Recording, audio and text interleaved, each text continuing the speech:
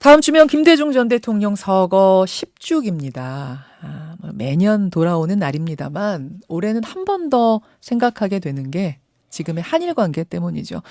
사실 김대중 전 대통령은 1998년 김대중 오부치 선언을 발표했었습니다. 그때만 해도 방긋했던 한일 관계에 왜 이렇게 먹구름이 끼게 됐는지 이분과 함께 짚어보려고 하는데요. 최근 일본을 방문해서 일본 정치인을 만나고 돌아왔습니다. 고 김대중 전 대통령의 삼남이자 민족화해협력 범국민협의회 대표 상임의장 맡고 계세요. 김원걸 의장 어서 오십시오. 예, 안녕하세요. 김원걸입니다. 역대 한일 관계가 가장 좋았던 시절이 이제 김대중 전 대통령 시절이었기 때문에 지금의 이 경색 국면을 보면서 10주기를 맞는 이 유족들 심경은 또 남다를 것 같아요. 예, 그렇습니다. 그 당시가 최고였다면 지금은 최악이라고 볼 수 있는데요. 그렇죠. 네. 그 당시에 이제 그런 성과를 올릴 수 있었던 것은 한편으로는 저희 아버님께서 꾸준히 일본 이 정계와 교류를 하면서 그들의 신뢰를 얻고 이제 일본 측의 뭐 공산당부터 시작해서 자민당 보수파까지 다들 이 저희 아버님에 대해서는 뭐 정책이나 이념은 좀 다를지 몰라도 신뢰할 수 있는 사람 또 존경할 만한 정치인 이런 인정을 받았기 때문에 그것이 가능했던 부분도 있고 당시에는 그래도 일본의 오부지 정권이 지금보다는 훨씬 더 온건하고 합리적인 태도로 그렇죠. 한일 관계를 풀려고 나왔기 때문에 가능했던 것인데 얘기가 되는 정권이었죠. 그렇죠. 그 정권은. 그런데 그 후에 우경화가 빠르게 진행되면서 과거의 일본 정치에서는 보기 드물 정도로 지금 아베 정권은 극단적인 방향으로 그것도 독주하는 그런 정치를 하고 있어서 문제가 심각해진 거죠. 일단 결정적으로 그럼 틀어진 이유는 아베 총리에서 찾으십니까? 아베란 인물에서?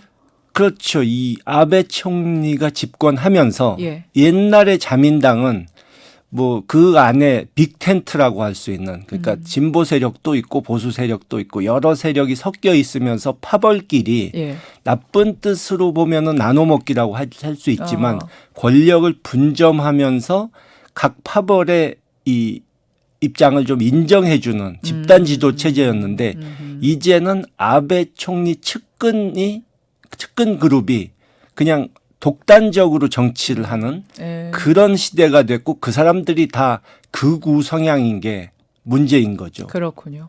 사실은 김대중 오부치 선언 당시를 생각해 보면 여러분 모토가 이거였어요. 과거는 기억하되 미래로 가자.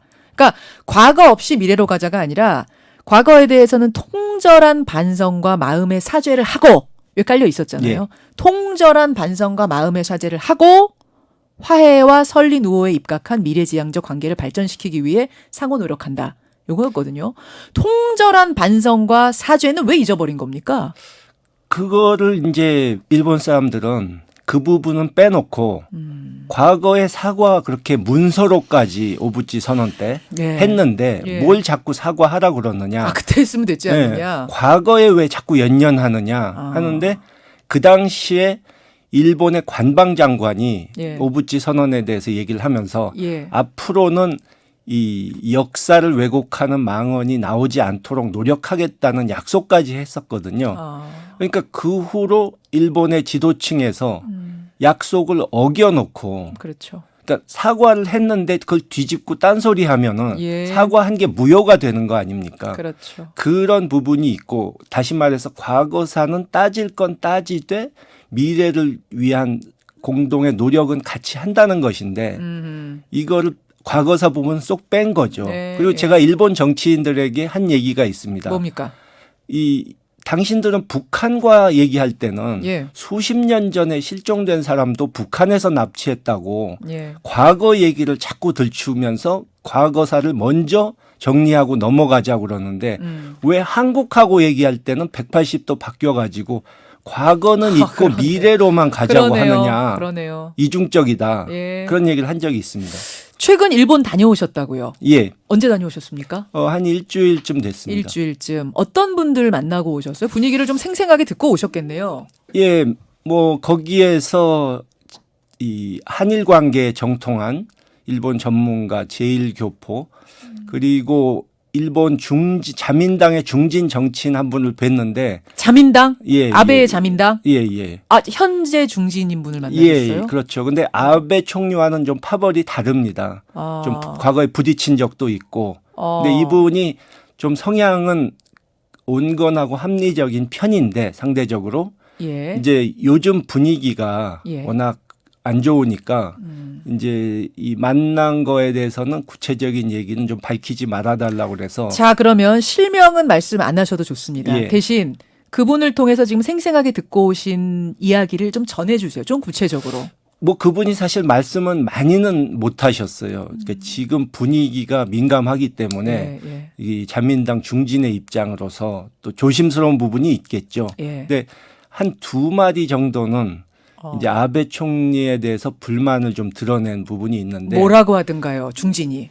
예, 좀 전에 말씀드린 대로 좀 아베 측이 독주하는 부분에 대해서 이 불만이 상당히 있는 것 같았고 아베 총리가 측근만 데리고 독주하고 있다. 예, 그런 부분에서 좀 불만이 그 있어 얘기는 보였고요. 다른 사람들 얘기는 잘 안 듣는다는 얘기예요. 당 안에서도. 예, 그렇죠. 그러고 이 다른 부분은 재벌만에게만 혜택을 주는 경제, 서민에게는 그 혜택이 돌아가지 않는 그런 경제 체제를 만들어 가고 있다 하는 부분, 또 한국 같은 주변국과 갈등을 조장하는 정치를 하고 있다. 러시아랑도 그렇고. 예, 그런 부분에 대해서 좀 불만이 있는 것처럼 보였습니다. 그래서 제가 그런 얘기를 했죠. 이제 저희 아버님께서 일본 측과 과거에 활발하게 교류를 하셨는데 그 당시에 자민당 정치인들은 다른 건 몰라도 보수 정치인답게 말과 행동에 품위와 절제가 있었는데 요즘은 총리를 비롯한 고위급들이 남의 나라 국가 원수나 국민들에 대해서 함부로 막 막말을 해대고 일부러 자극해대고 이러는데 이거는 과거 일본 정치에서 볼 수 없었던 현상이다. 일본 정치가 어쩌다가 이렇게 격이 떨어졌느냐. 그때 뭐라 그러세요? 그분도 뭐 인정을 하는 것 같더라고요. 그러면 좀 안타까워하는 표정이고. 자민당 안에서도 아베에 대한 불만이 이때 말은 못하는 상황 이렇게 정리하면 됩니까? 그렇죠. 그렇군요. 그러면은 결국 정리를 좀 하자면 아베란 인물이 문제라는 건데 지금 아베 총리에서부터 문제가 시작이 됐다는 건데 근데 아베는 지금 지지율을 보나 뭘로 보나 너무 건재하지 않습니까? 그러면은 현재 한일 갈등이 길어질 경우 아베 정부가 흔들릴 가능성도 있다는 건가요? 제가 보기에는 뭐 어느 나라 정치에서나 마찬가지지만 일단 외부의 적을 만들어 가지고 내부의 문제점. 뭐 일본은 뭐 노후 연금 문제라든가 소비세 인상이라든가 그렇죠. 아베 총리에게 좀 악재들이 있는데 그걸 덮기 위해서도 지금 외부의 적을 만들어야 되는 입장이거든요. 근데 외부의 적을 만들어서 갈등을 부추기는 거는 일시적으로는 효과가 있지만 너무 그것을 과다하게 이용한다든가 갈등만 부추기고 어떤 성과를 못 내면은 점점 사람들이 피로감을 느끼면서 그렇죠. 뭐 하려고 이걸 시작했느냐. 그런 소리가 지금 나온다는 얘기도 들려요. 점점 그렇게 될 수 있죠. 그거를 아베 총리도 알고 있겠죠. 근데 지금 좀 무리수를 두는 게 아닌가. 또 어떤 정치가든 간에 이렇게 견제하는 세력이 없으면 그런 방향으로 갈 수 있다고 봅니다. 지금 견제하는 세력이 없는 거잖아요, 일본은. 그런 상황이죠. 언론도 그렇고. 그게 우리가 염려되는 지점인 건데 알겠습니다.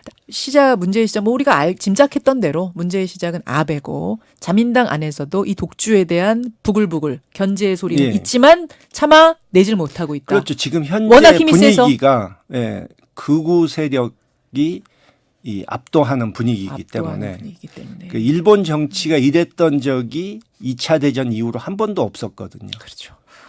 지금 이 상황을 하늘에 계신 김대중 전 대통령이 보신다면 뭐라고 하실까요?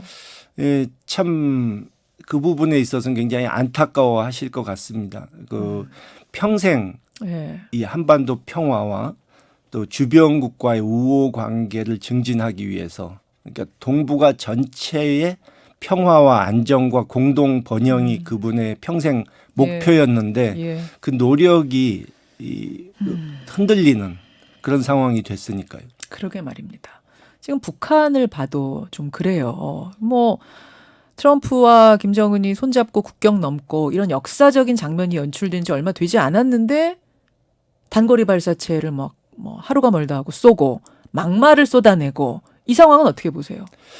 예, 저희가 이제는 좀 일본을 상대로도 그렇지만 북한을 상대로도 예. 과거의 그런 벼랑 끝 외교로는 안 된다.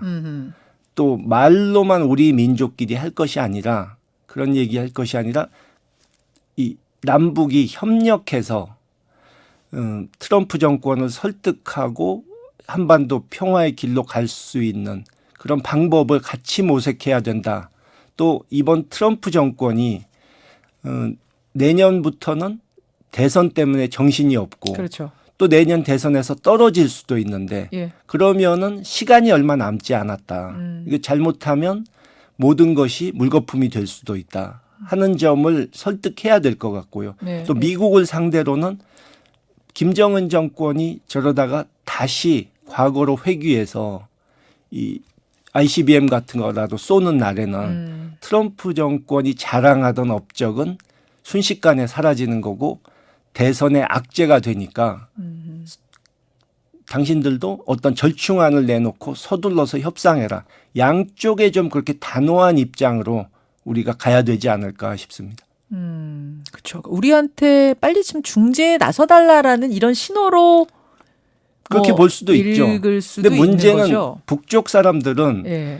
이렇게 뭔가 원하는 게 있을 때 좋은 말로 하질 않고 협박 비슷하게 하거든요. 아니 근데 그렇게 하면은 우리 정부 내에 대북 온건파들 비둘기파들의 입지는 더 좁아지고 그걸 독수리파가 더 이해를 제대로 매파가 거죠. 강해지는 건데. 예. 과거에 통전부 부부장 했다는 분이 예. 우리 측 인사에게 한 말이 있습니다. 뭡니까? 자기네들은 앞으로 전진하는 것만 알지 후진할 줄은 모른다. 어. 그러니까 그 부분은 당신네들이 이해를 해라.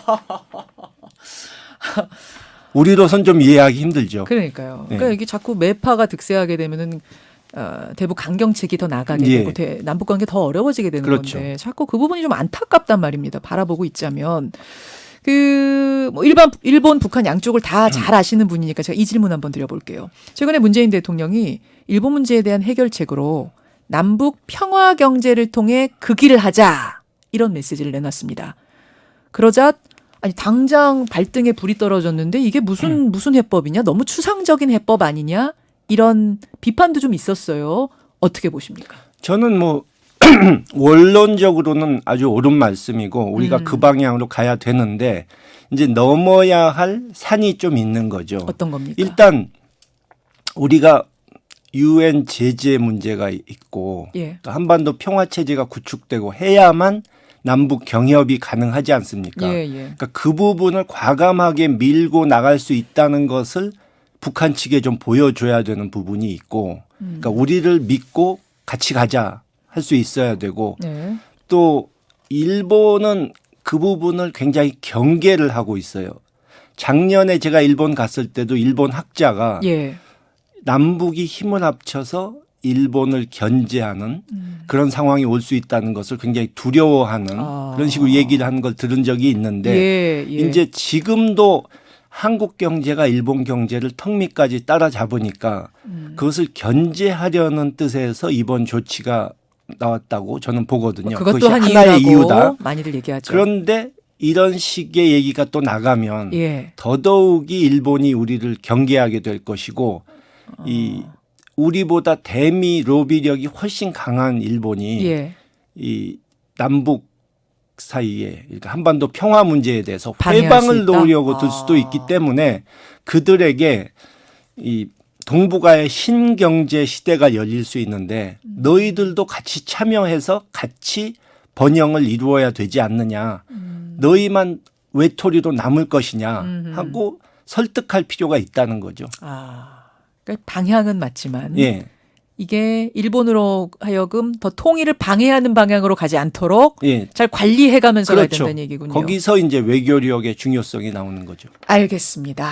예, 오늘 일본 이야기, 북한 이야기 두루 한반도 정세, 한반도를 둘러싼 정세를 함께 좀 짚어봤습니다. 마침 다음 주가 DJ 10주기이기도 해서요. 김홍걸 민화협 대표 상임의장. 오늘 귀한 말씀 고맙습니다. 예, 감사합니다. 김현정의 뉴스쇼는 청취자 여러분의 참여로 이루어집니다. 트위터, 페이스북, 레인보우 게시판, 그리고 단문 50원, 장문 100원의 유료 문자 샵 1212, 우물정 1212 통해 참여하실 수 있습니다. 김현정의 뉴스쇼, 여러분과 함께 만듭니다.